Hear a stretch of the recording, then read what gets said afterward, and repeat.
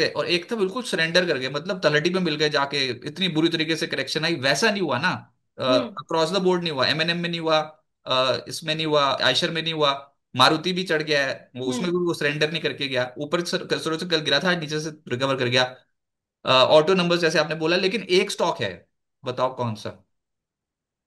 ओला electric की बात करें हाँ तो यस, तो ओला ओला ओला हो इलेक्ट्रिक गया। में 8% से ज्यादा की गिरावट शो कर रहा है। लेकिन सर यहाँ पर भी खबर आई है ओला इलेक्ट्रिक से रिलेटेड, एक बार उसके ऊपर भी नजर डाल लेते हैं। सॉफ्ट बैंक ने शेयर बेचे हैं और उसके बाद से ऐसा कहा जा रहा है कि ओला इलेक्ट्रिक में सॉफ्ट बैंक के शेयर बेचने की वजह से गिरावट आई है। अब वो टेक्निकल चार्ट्स पे मैं आपसे समझूंगी, लेकिन फिलहाल गिरावट 8% से ज्यादा की है।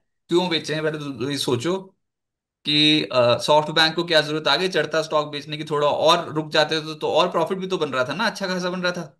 यही तो हम्म। सोच रहे थे कि ऊपर ही तो जा रहा है, तो सॉफ्ट बैंक क्यों बेच जाएगा अचानक से। यही हम्म। होते हैं स्पीड ब्रेकर्स, जब एकदम से ओवर एक्सटेंडेड हुई। मैं तो कह रहा था 39 का स्टॉक एकदम 65 टकरा रहा है, भाई साहब कोई बड़ा इंस्टीट्यूशन बेच जाएगा। इसको आप घूर घूर के देख रहे हो, वो भी देख रहा है, वो कह रहा है भाई ये इसी समय सबसे बेस्ट चांस है मेरे पास, जितना फेंकना मार्केट में फेंक सकता हूँ। 2% को छोटी होती है इक्विटी, 2% में कितने मिलियन हो जाएंगे इनके। मैं आपको आंकड़ा बताऊं, अगर 2% बेचते हैं तो इनकी शेयर होल्डिंग हो गई 15.68% हम्म। सॉफ्ट बैंक की।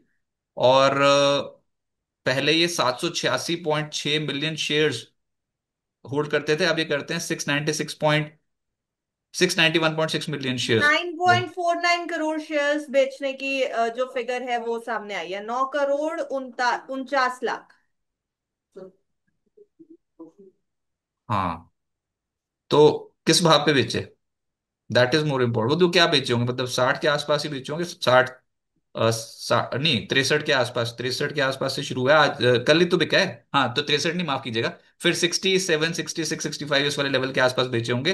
हम्म। लेकिन प्रॉब्लम ये नहीं होती है, प्रॉब्लम ये होती है कि जो सपने दिखाए जाते हैं ना वो होते हैं अलग। तो गोल्डमैन सैक्स की एक रिपोर्ट आई है बाय की, ओला इलेक्ट्रिक के ऊपर, हम्म। और वो दे रहे हैं 72 का टारगेट। तो अपना अपना हिसाब खुद लगा लेना कि अगर गोल्डमैन सैक्स ने 72 का टारगेट उसी समय देना था जब ये शॉर्ट बैंक ने बेचना था, तो बस आप ये जिस दिन समझ गए उस दिन आपको समझ में आ जाएगा, ओ भाई ये तो प्रोग्रामिंग ही कुछ और चल रही होती है, हम देख कुछ और रखे होते हैं, होता कुछ और है। 72 का टारगेट दिया, शॉर्ट बैंक को नहीं पता था गोल्डमैन सैक्स ने 72 का टारगेट दिया, हम्म। तो फिर वो बेच गया। तो इसलिए बोलते हैं, आप कल पूछ रहे थे ना कि जीएसटी रिफॉर्म्स आ गए हैं तो एकदम से खरीदो खरीदो खरीदो। मैं कहा अरे आ गए हैं, हर जगह छप गया है, सब लोग एनालिसिस करेंगे, इतने भारी भरकम पेपर पर पढ़ के सब लोग अपने अपने स्टॉक्स निकालेंगे, नहीं हो पाएगा, मार्केट उल्टा चलेगा। उसके बाद जब सब लोगों के वो थक जाएंगे तो उसके बाद मार्केट चलता है। ओला बढ़िया, लेकिन लेना नीचे है, ऐसे नहीं कूद कूद के लेना, स्टॉक को पहले ही बहुत ज्यादा तेज हो चुका था।